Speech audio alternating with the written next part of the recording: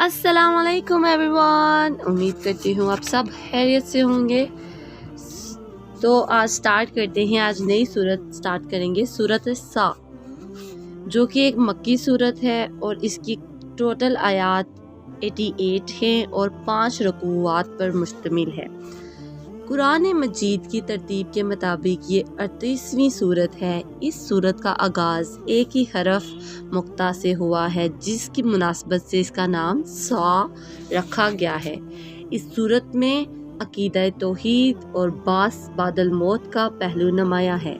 सूरत में कौम नूह, कौम आद, फ़िरौन, कौम समूद, कौम लूत, कौम शोएब की नफरमानियों और इंजाम के साथ साथ चंद ऐसे वाक़यात भी हैं जो अलूम कुरानी के हवाले से मुश्किलात कुरान कहलाते हैं। बिस्मिल्लाहिर्रहमानिर्रहीम, बिस्मिल्लाहिर्रहमानिर्रहीम। सा वल कुरान ज़िक्र।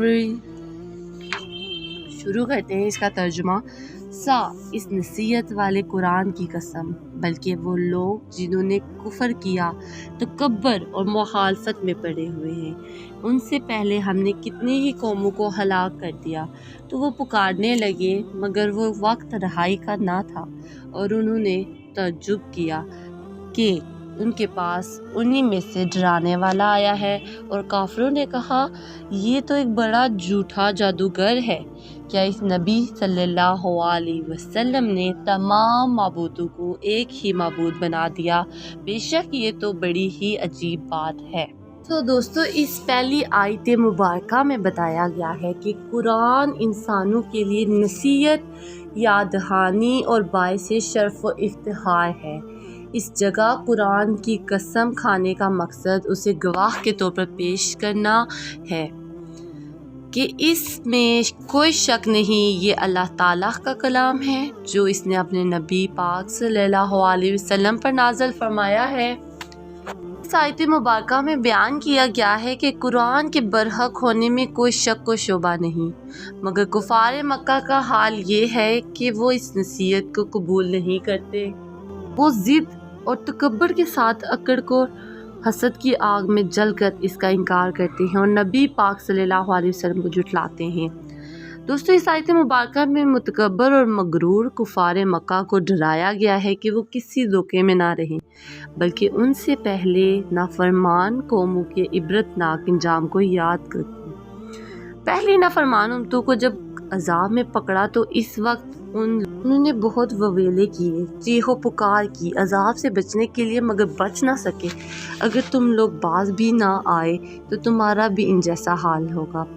इस आयत मुबारका में कुफार मक्का के इस ताज्जुब का जिक्र किया गया है, वो ये जो कि वो इस बात को अजीब तसव्वुर करते थे कि इनमें से एक डराने वाला उनके पास आया है, और फिर उन काफिरों ने अल्लाह के रसूल को जादूगर और झूठा करार देकर ने से इनकार किया। फिर वो कुफार कहने लगे, क्या सिर्फ एक ही माबूद सारी महलूक के लिए काफ़ी हो सकता है?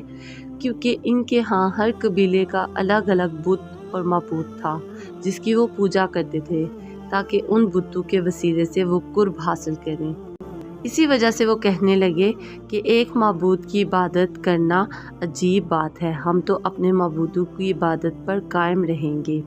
अगली आयात की तरफ चलते हैं, आयात 6 से 11 तक। तर्जुमा। और उनके सरदार रसूल सल्लल्लाहु अलैहि वसल्लम के पास से उठकर चल पड़े, बाकी लोगों से ये कहते हुए कि तुम भी चलो और अपने माबूदों की पूजा पर जमे रहो। यकीनन इस बात में उस शख्स की ज़रूर कोई गर्ज है। ये बात तो हमने पिछले दीन में नहीं सुनी, बेशक ये तो एक बनाई हुई बात है।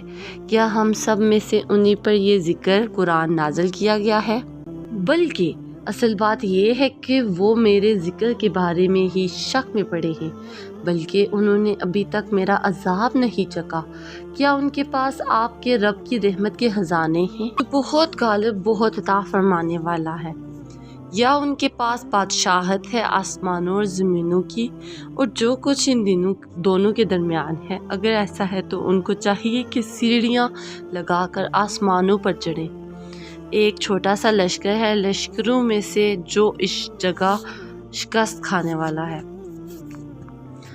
दोस्तों, आयत नंबर 6 کا مفہوم کچھ اس طرح سے ہے کہ ان آیات میں سرداران قریش کی اس وفد کا ذکر ہے جو سمجھوتے کے لیے حضرت ابو طالب کے پاس آیا تھا۔ جب اللہ کے رسول نے صلی اللہ علیہ وسلم نے ان کو ایک اللہ کی عبادت کرنے پر مادہ کرنے کی کوشش کی تو سرداران قریش اٹھ کھڑے ہوئے اور مجمع میں کھڑے لوگوں سے کہنے لگے کہ تم لوگ کہاں کھڑے ہو، کس کی باتیں سن رہے ہو؟ کیا ان کے کہنے پر ہم اپنے معبودوں کو چھوڑ دیں گے؟ چھوڑو ان باتوں کو اور سنو۔ ان باتوں پر سنجیدگی سے غور کرنے کی کوئی ضرورت نہیں ہے۔ یہ دعوت تو اس غرض سے دی جا رہی ہے کہ محمد صلی اللہ علیہ وسلم یہاں اپنا اقتدار قائم کر کے ہم پر حکم چلانا چاہتے ہیں، اس لیے تم اپنے عقائد اور اپنے معبودوں کی پرستش پر مضبوطی سے جمے رہو اور ان باتوں پر دھیان مت دو۔ آیت نمبر 7 کا مفہوم کچھ اس طریقے سے بیان کیا گیا ہے کہ کفار مکہ نے ایک اللہ کی عبادت سے انکار کرتے ہوئے یہ دلیل پیش کی، یہ تو ایسی بات ہے جو ہم نے صرف اس نبی سے سنی، پچھلے کسی مذہب میں نہیں سنی، یہ خود بنائی ہوئی بات ہے۔ تو دوستو اس کی اگلی آیت نمبر 8 سے لے کے 10 تک کفار مکہ کے مختلف اعتراضات اور ان کے جوابات کا ذکر ہے۔ حضور کریم صلی اللہ علیہ وسلم کی ذات پر اعتراض۔ قریش مکہ کہتے تھے کہ کیا نبوت کے لیے یہی شخص رہ گیا تھا جبکہ ہم میں سے بڑے بڑے سردار سرمایہ دار موجود ہیں۔ اصل اس اعتراض کی وجہ یہ تھی کہ وہ لوگ آپ صلی اللہ علیہ وسلم کی رسالت کے سرے سے منکر تھے، اور ان لوگوں کے ایسے بیہودہ اعتراض کرنے کی ایک وجہ یہ بھی تھی کہ ان لوگوں نے اللہ کے عذاب کا ابھی تک مزہ بھی نہیں چکھا تھا۔ اللہ تعالیٰ نے فرمایا کہ کیا یہ لوگ اپنے آپ کو اللہ کی رحمت کے خزانوں کے مالک سمجھتے ہیں؟ جس کو چاہیں اسے رسالت کے منصب پر فائز کریں اور جس سے چاہیں چھین لیں۔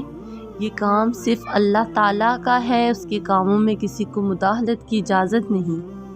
دوستو آیت نمبر 11 میں نبی کریم صلی اللہ علیہ وسلم کو تسلی دیتے ہوئے اللہ تعالیٰ نے فرمایا کہ اللہ کے مقابلے میں بڑھ بڑھ کر باتیں بنانے والے گروہوں میں سے یہ کوئی اتنا بڑا گروہ نہیں ہے۔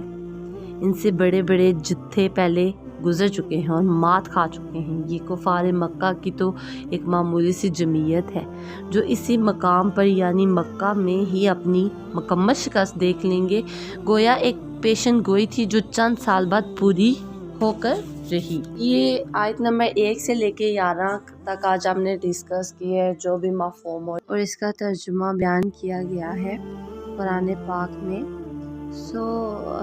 پلیز میرے چینل کو سبسکرائب کریں، لائک کریں، شیئر کریں۔ جزاک اللہ، خدا حافظ۔